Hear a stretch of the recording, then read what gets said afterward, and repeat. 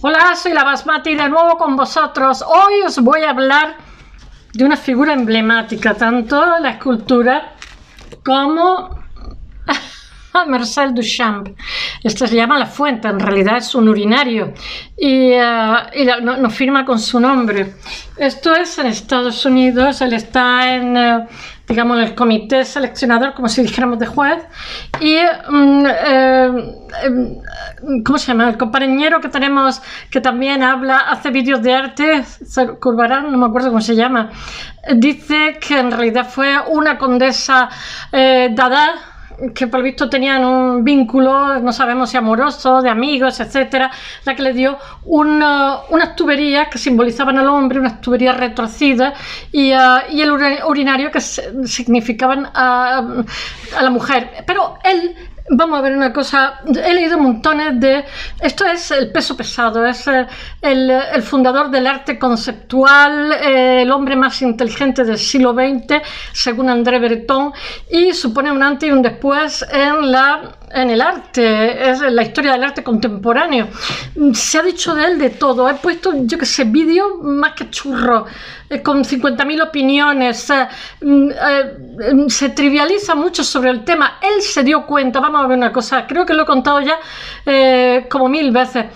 Él se da cuenta que la pintura está muerta, la pintura es un soporte nada más, se asocia muchísimo el arte a la pintura, pero vamos a ver, artista es el director de cine, artista es el fontanero que se sabe que es creativo y sabe organizarse una empresa, pero todo eso ha venido con la posmodernidad.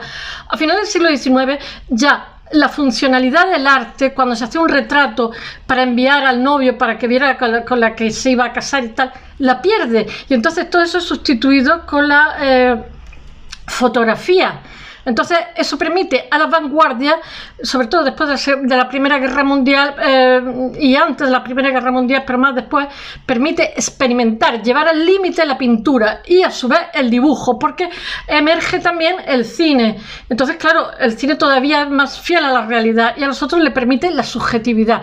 ¿Qué ocurre? Que realmente Duchamp lo que hace es, como si dijéramos, aquí tenemos una entrada, un tabique, ¿no? Si ponemos un urinario aquí o una fuente que se le llama eufemísticamente, resulta que esta fuente tiene una categoría, pero cuando traspasa la puerta del museo o de la sala de exposición ya tiene otra categoría, la categoría de pieza de arte, porque lo decide el artista. El artista en el siglo XX no hay ninguna casualidad, o sea, en este mismo momento, cuando Duchamp dice que esto es una pieza de arte, Saussure ha hecho el signo lingüístico, ha inventado también la idea, significante, el significado, etc. ¿Cómo es en francés? Signum signatum, no sé cómo es. Yo vengo de filología, ya lo sabéis. Quiero decir que es la sensibilidad de la época. Él dice que por qué tiene que ser la pintura retiniana, por qué todo tiene que estar condicionado a los ojos, por qué no puede estar condicionado a una idea. Pero también tenéis que entender una cosa, que el primero que dice tus ojos blancos como perlas tiene gracia, pero el que lo dice después y después y después y después tiene un poco de menos gracia. Pero ¿qué ocurre? Ahora os lo voy a contar un poquito su biografía, os voy a hablar un poquito de este urinario. Pues ¿qué ocurre? Que Duchamp tiene, como si dijéramos, Duchamp, eso que dice que es de clase acomodada o ganó dinero, Duchamp era rico, tenía un castillo y no lo había ganado con el arte y no es de clase acomodada, es riquísimo. ¿Quién en 1912 se va a Nueva York y se dedica a comprar una pala y a hacer un ready-made, etcétera? He puesto uno de la Tate Modern Gallery donde está la curadora y está explicando cada pieza de Duchamp. Entonces tenía una capacidad económica, aparte su padre era cultísimo, aparte que tenía muchísimo dinero, eran 6 hermanos y la hermana se hace pintora, otro hermano más artista, varios hermanos, pero además son artistas relajados, no tienen que, como diría yo, hacer una pieza y si no, no comen ni están alcoholizados. De hecho, Duchamp en un momento determinado dice que no quiere ser artista, que adiós, que va a ser jugador de ajedrez. El mejor de Francia cuando vuelve a Neuilly. Pero en los años 50 los jóvenes reclaman la presencia, los jóvenes, pues Jasper Johns, había sido la Segunda Guerra Mundial, entonces son generaciones, tanto la de Duchamp como los que van a venir después, son generaciones que están muy castigadas por el contexto que ha habido, han perdido familiares, han perdido amigos, han perdido compañeros y tal, entonces están también rechazando un poco la herencia de la modernidad, ¿no? Que la modernidad de principios del siglo estaba convencida, tenía una fe de carbonero, ¿no? Que lo bueno estaba por llegar, que el futuro iba a ser mejor porque los obreros iban a ser redimidos por la tecnología, la tecné de los griegos, que iba a evitar que, digamos, sufrieran físicamente, iban a poder estar más con su familia, los edificios que se hacen y tal, van a poder tener calidad de vida, sus hijos van a poder ir a la universidad, etcétera, etcétera. Toda esa fe de futuro, de alguna manera, se trunca con las 2 guerras mundiales porque Europa envejece, o sea, por ejemplo, Alemania, que era un ejemplo de ese progreso, estaba Alemania, Inglaterra, Francia, etcétera, pues había como una doble moral, ¿no? O sea, por la mañana yo qué sé, el oficial de la Gestapo podía estar interpretando a Schumann o a Liszt o a cualquiera con una sensibilidad artística excepcional, y por la tarde les podía estar dando a las duchas y matando niños, mujeres jóvenes y tal, judíos. Y aquí no pasaba nada. O sea, en realidad esa capacidad intelectual que se desarrolla a través de la universidad, tecnología, darle oportunidades a todo el mundo, consiguen, en vez de un individuo más ético, consiguen un individuo más sádico, que sabe perfectamente colocar en vasos comunes, o sea, en departamentos estancos, esquizofrénicos, pues lo que supone matar con eficacia judíos, gitanos, españoles, etcétera, rumanos, y no sé cómo decir. Y todo esto lo recoge la Escuela de Frankfurt con Teodor Adorno, que en España fue traducido tardíamente por el que fuera duque de Alba, Jesús, no me acuerdo cómo se llamaba, que era antiguo jesuita. Entonces, Teodor Adorno lo conocimos tarde, y Teodor Adorno lo que viene a decir, Teodor Adorno, que era un virtuoso de la música y no sabía si dedicarse a la filosofía o a la música. Su familia, que era también acomodada, quería que se dedicara, por supuesto, a la filosofía, era tan bueno, o sea, a la música, perdón, pero él se dedicó a la filosofía y es un ser simplemente excepcional. O sea, en este periodo de tiempo, los años 30-40, hay unos filósofos en Alemania, bueno, siempre ha habido buenos filósofos, pero hay unos filósofos que yo que sé, Walter Benjamin, después Teodor Adorno, o sea, sencillamente que te resumen lo que va a venir después, porque Teodor Adorno de alguna forma explica que ahora ya la gente, después de la Segunda Guerra Mundial, cuando Europa ha dejado de ser ¿cómo diría yo?, el pilar de Occidente, la referencia de Occidente, y todo, digamos, el centro pasa de ser París a Nueva York, pues ya la gente ha perdido un poco la fe en la ideología y lo que quiere realmente es solamente un lugar al sol. Y, o sea, no quieren salvar al mundo ni ser salvados. Y, o sea, de alguna forma está anunciando lo que van a ser las nuevas socialdemocracias en Europa, lo que está por venir.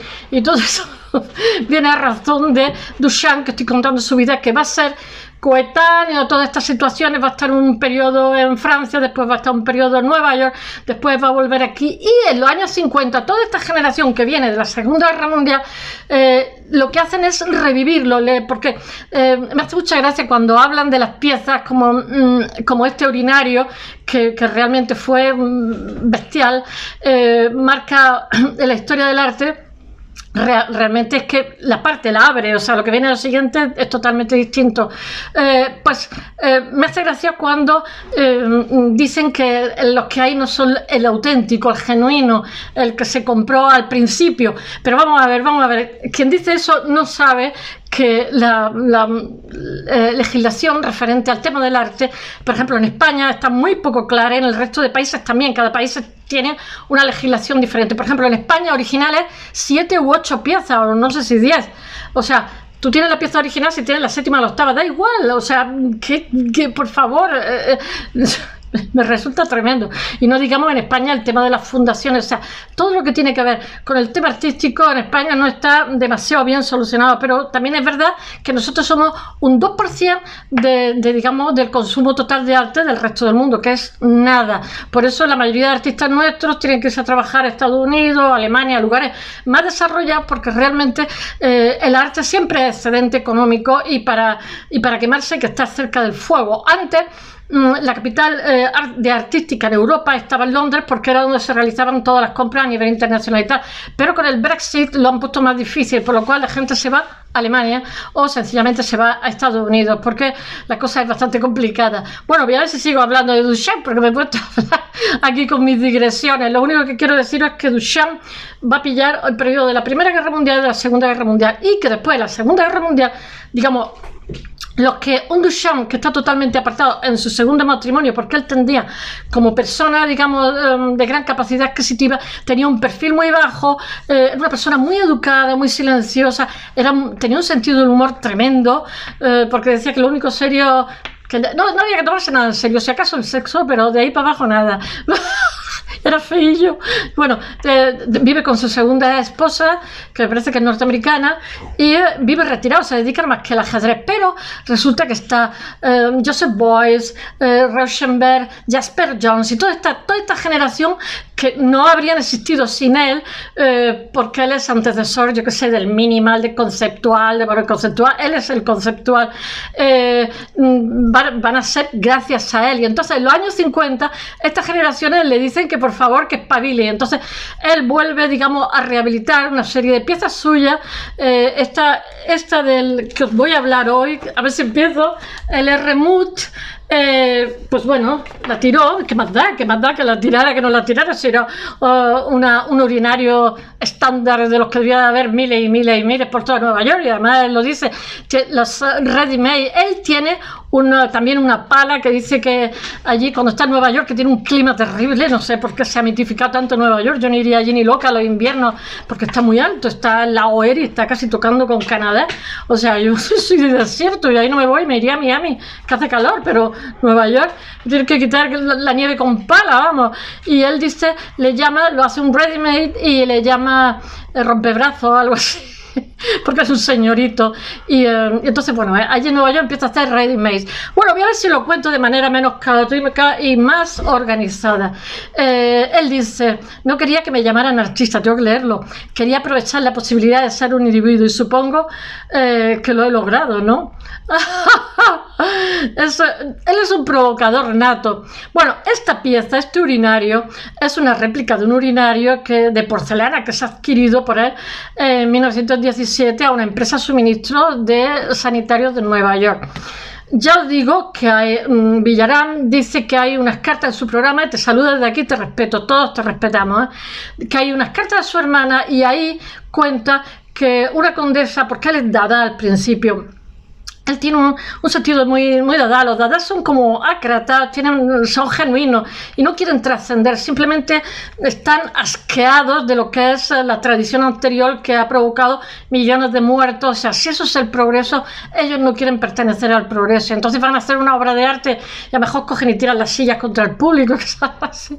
Pero lo mismo que los surrealistas sabían que iban a pasar a la historia y fueron dejando como miguitas de pan para que, digamos, luego se les recordara. Los dadas todo lo contrario. Los dadas les daba igual 880 que 800.000, pero tienen un sentido muchísimo más efímero, muchísimo más artístico, improvisado muchísimo. Y él hace en su primera época en la Academia Julian, hace de todo, es cubista, es no sé qué, es expresionista, no sé qué, pero realmente él tenía un alma ácrata. Pero claro, tenía la espalda muy bien guardada porque es que tenía un castillo, vivía en un castillo de piedra antiguo, era rico. Aquí para nosotros se podía permitir determinados lujos. Con eso no se justifica nada, porque es una persona muy inteligente, muy mordaz, con un grandísimo sentido del humor y del cual todavía se polemiza mucho. Pero, por favor, compañeros que os dedicáis a hacer vídeos de arte, por favor, no entréis en esta historia de esto es arte, no es arte. El arte no es una cosa estática, el arte es algo dinámico que tiene que ver con la reverberación de la sociedad que decía Hegel. O sea, las demandas artísticas que hay en el, yo qué sé, en el Plioceno, me lo estoy inventando, no son las mismas que hay en la posmodernidad, cuando, yo qué sé, Teodoro Adorno dice que el hombre es un gestor de sí mismo, tú controlas tu vida, y entonces la sociedad moderna lo que pasa es que está en departamentos estancos, por eso está tan esquizoide la posmodernidad, tan esquizoide. En fin, voy a dejar de hablar de Teodoro Adorno porque tengo que hablar de Duchamp, pero os recomiendo por favor que lo leáis porque de verdad que no os dejará indiferente. Bueno, Él firma este urinario con el seudónimo Erremut. Villarán dice que realmente en estas cartas a su hermana dice que es de una condesa que es Dada, una condesa alemana, que se lo manda porque por lo visto tenían un vínculo, vete a saber cuál, no sabemos si eran amigos, novios, vete a saber cuál. Y él decide, siendo jurado con un nombre falso, decide meterla en lo que va a ser una exposición, una muestra. Y los demás no quieren porque no les parece una obra de arte, pero él dice que es la decisión del artista. Vamos a una cosa, es muy importante entender que realmente, por ejemplo, en el Renacimiento no se hicieron tantos descubrimientos, ¿vale? La pólvora estaba inventada no sé cuántos siglos antes. Lo que pasa que es muy importante en arte la repercusión social. No es tan importante buscarle esqueleto en el armario a Duchamp, sino ver la repercusión social que tuvo. La repercusión de este urinario fue con Duchamp en esta exposición. Y entonces no es que nos importe que la duquesa o la marquesa Dada alemana o la condesa le regalara o le dejara de regalar. Fue él el que decidió ponerla en esta exposición y fue él el que decidió generar un corpus de lo que iba a ser esto y lo hizo muy bien. Lo hizo tan bien que estamos todavía, todo lo que deviene del arte de ahí, bueno, son montones de cosas. De hecho, las nuevas generaciones le exigieron que, digamos, actualizara, volvieran sus piezas porque ellos se consideraban hijos en los años 50, hijos de lo que había sido estos productos. Por ejemplo, este urinario me parece que es del año 17, pero ya os digo que no hay casualidad porque resulta que está también Saussure con el significado, o sea, el concepto, la subjetividad. Entonces, él viene a decir que, aparte que se crean una nueva categoría, él lo que viene a decir es que es muy importante la voluntad del artista, porque no solamente son los ojos, estamos presentando una idea, estamos, digamos, haciendo reflexionar al que está enfrente. No hay, el concepto de arte no es una cosa estática, es dinámica. Bueno, a ver si os cuento las cosas. Bueno, este urinario lo muestra en una exposición y muestra otra idea de extraer un objeto corriente y sacarlo totalmente de su contexto, de su entorno, para colocarlo, generando una nueva categoría y haciendo reflexionar al que observa, y lo coloca en un contexto totalmente diferente, que es una galería de arte, y se genera una nueva categoría, como he dicho. Sirve para definir por primera vez el concepto ready-made. La primera vez que hace un ready-made es tiene en su cocina una sillita de cocina, estas que son redondas, un taburete, y entonces le pone encima una rueda.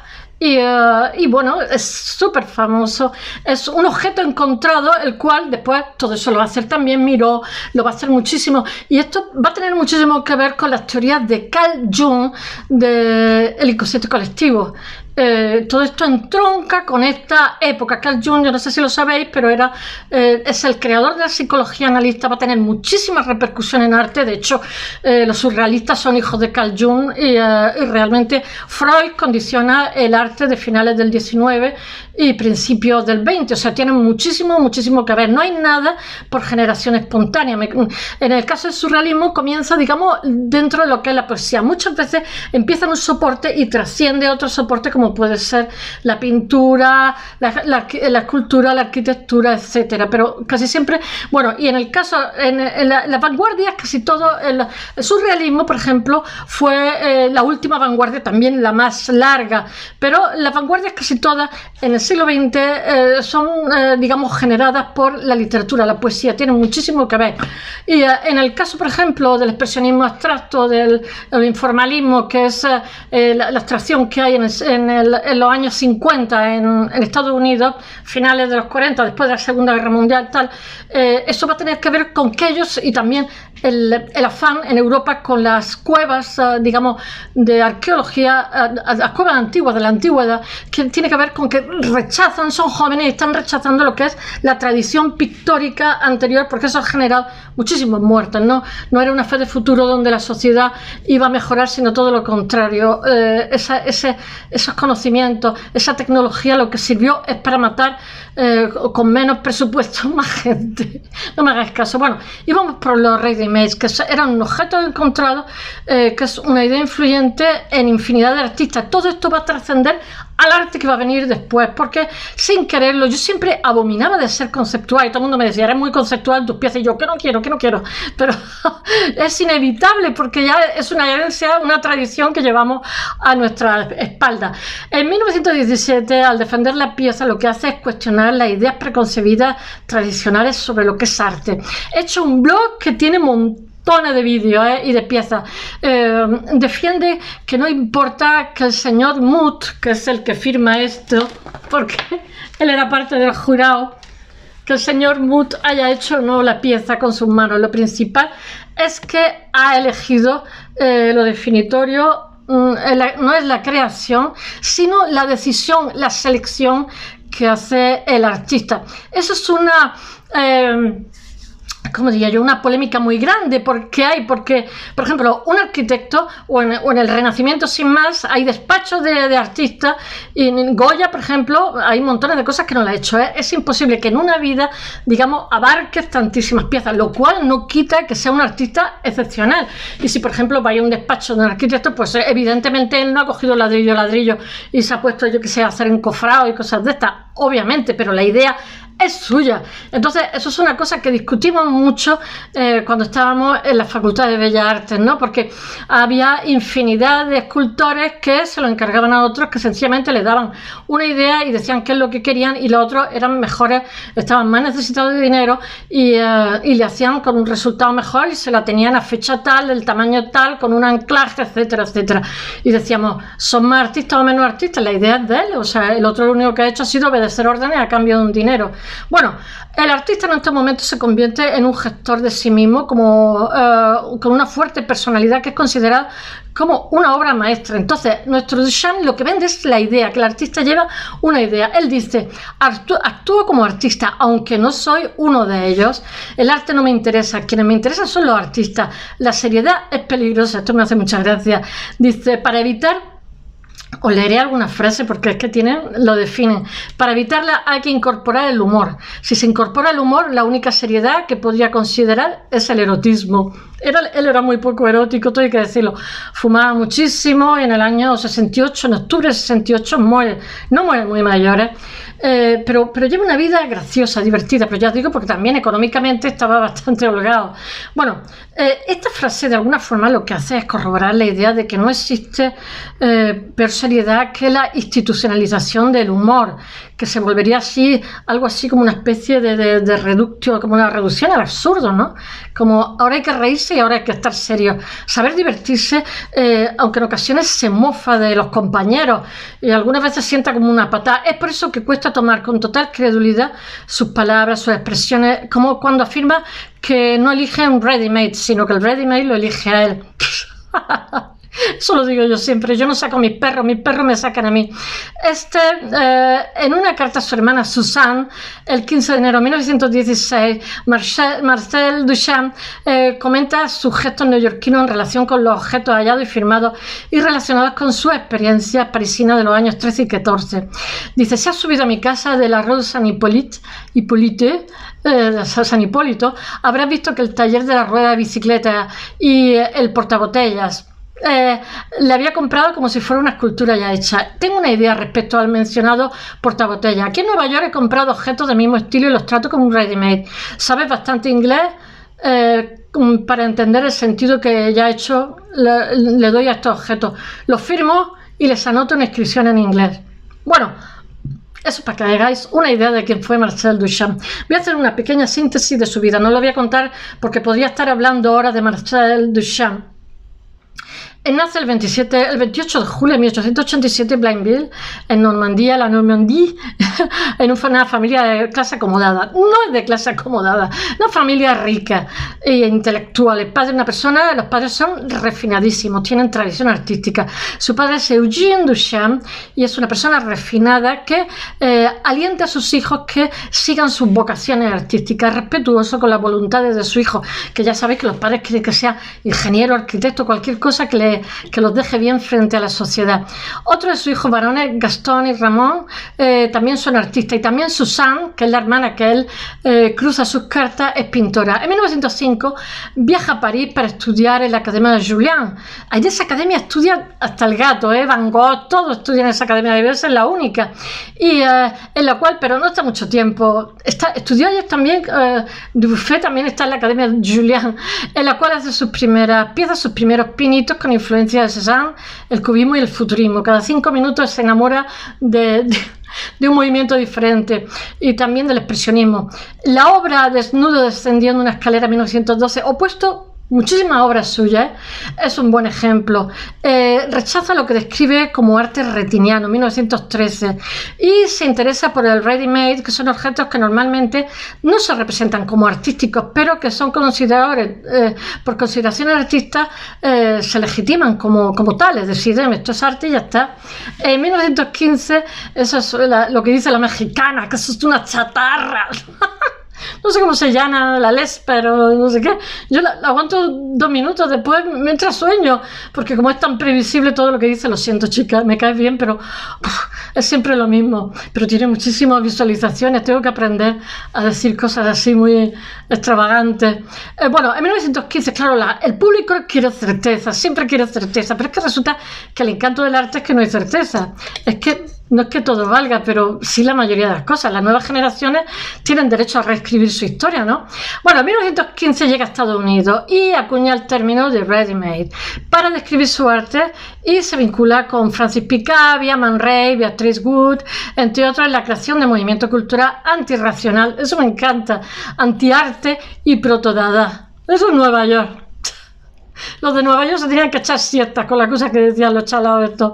Se lo pasaban bomba, eran jovencillos y tenían muchas ganas de hacer cosas. Bueno, en 1923, tras su vuelta a Europa, se afinca en Neuilly. Se casa una primera vez en 1927 y una segunda vez en 1954 con Alexia Sadel, conocida como Tenny.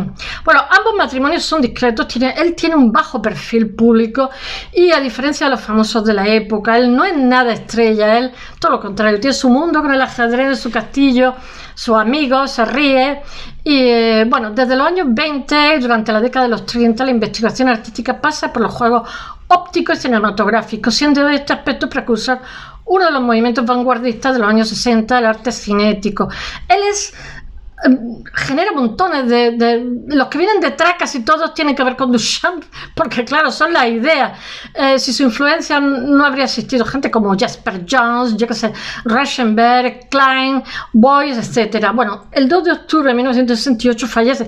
Estoy haciendo una síntesis porque llevo 27 minutos, y si os hablara de Duchamp más rato, creo que me pasaría ahora.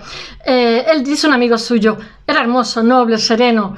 Era un tío divertido, una ligera sonrisa en sus labios, parecía feliz, se fue a dormir, se quedó durmiendo, de haber probado suerte yéndose así a la iglesia, un final digno para su vida.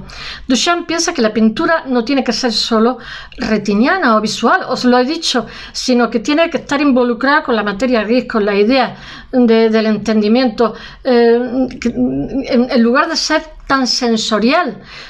Hablamos de subjetividad, hablamos del concepto.